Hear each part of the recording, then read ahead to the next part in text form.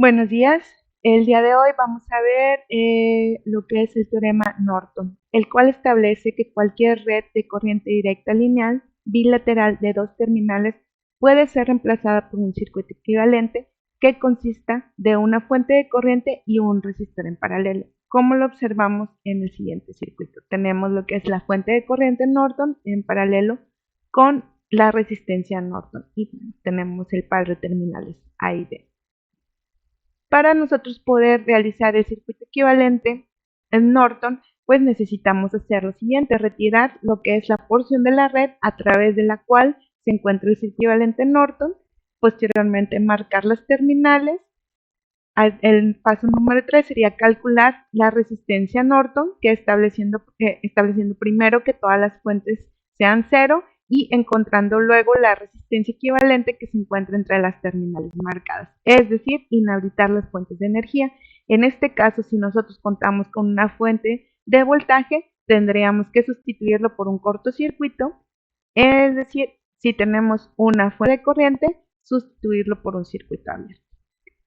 Y el paso número 4 pues sería calcular la corriente Norton devolviendo todas las fuentes de energía a sus posiciones originales y encontrando la corriente en cortocircuito entre las terminales marcadas.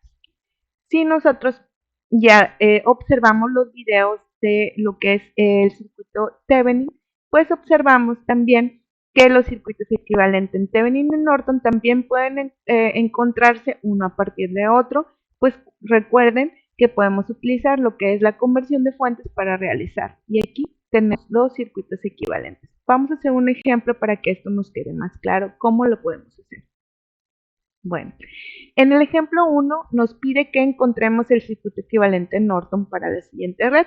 Nosotros observamos que la red cuenta con una fuente de voltaje y tres resistencias, donde la resistencia que se encuentra en el extremo es la que nos marcaron como la resistencia de carga o RL.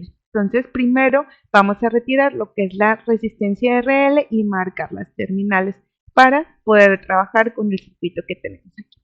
Este circuito, para nosotros calcular el siguiente paso, que es lo que es calcular la resistencia Norton, pues hay que inhabilitar lo que es la fuente de energía. En este caso tenemos una fuente de voltaje, por lo tanto se sustituye por un cortocircuito. Ahora bien, ya podemos lo que es calcular la resistencia equivalente Norton. Si inducimos una corriente imaginaria de A a B, pues observamos que la corriente se va a ir hacia R1 y otra hacia R2. Pero a su vez observamos que R1 y R2 comparten dos nodos al mismo tiempo, por lo tanto se encuentran en paralelo. Para nosotros sacar la resistencia Norton, pues solamente tendríamos que sacar el paralelo entre esas dos resistencias. Si sustituimos los valores, obtenemos que la resistencia Norton tiene un valor de 2 ohms. Nuestro siguiente paso, pues, es regresar las fuentes de energía a sus posiciones originales para poder calcular lo que es la corriente Norton. Aquí hay que observar que si nosotros tenemos aquí hay que cerrar el circuito entre A y B, porque recuerden, si no cerramos el circuito o si tenemos lo que es un circuito abierto, pues lo que obtenemos es que la corriente es igual a cero. Entonces aquí, para poder calcular la resistencia Norton, la corriente Norton, nosotros cerramos el circuito. Y ahora bien, hay que observar también que si inducimos la corriente, va a llegar a este punto y la corriente siempre se va a ir por donde menos resistencia tenga. Como aquí tenemos un cortocircuito, ¿qué es lo que sucede? Pues nuestra resistencia es de 0 ohms.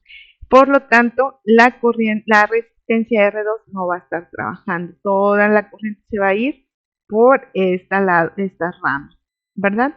Entonces aquí, para nosotros calcular la corriente en esa rama, pues simplemente, sencillamente aplicamos lo que es la ley de Ohm, donde la corriente en la resistencia R1, que es donde podemos calcular lo que es la corriente Norton, pues sería igual al voltaje total entre el valor de esa resistencia. Por lo tanto, la corriente Norton tiene un valor de 3 amperes. Y bueno, como habíamos mencionado anteriormente, si yo tengo ya un circuito equivalente, en este caso el Norton, puedo calcular el circuito equivalente Thevenin. Aquí, bueno, ya dibujamos lo que es nuestro circuito equivalente Norton.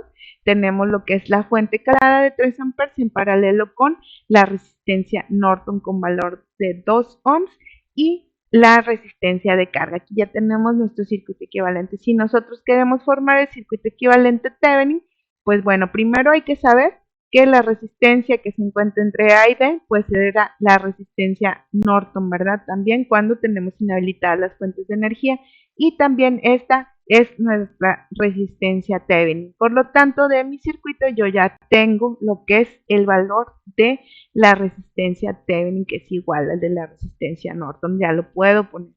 Y para calcular lo que es el voltaje de la fuente Thevenin, pues ocupo nada más hacer lo que es una conversión de fuentes, que era cuando tenía una fuente de corriente en paralelo con una resistencia, o bien puedo simple y sencillamente aplicar lo que es la ley de Ohm, ¿verdad? Que sabemos que la corriente Norton va a ser igual al voltaje Thevenin entre la resistencia Norton. Ya tenemos estos dos valores, por lo tanto despejo y ya puedo calcular lo que es el voltaje Thevenin. Y aquí ya tengo mis dos circuitos equivalentes. Espero que les haya quedado claro. Muchas gracias.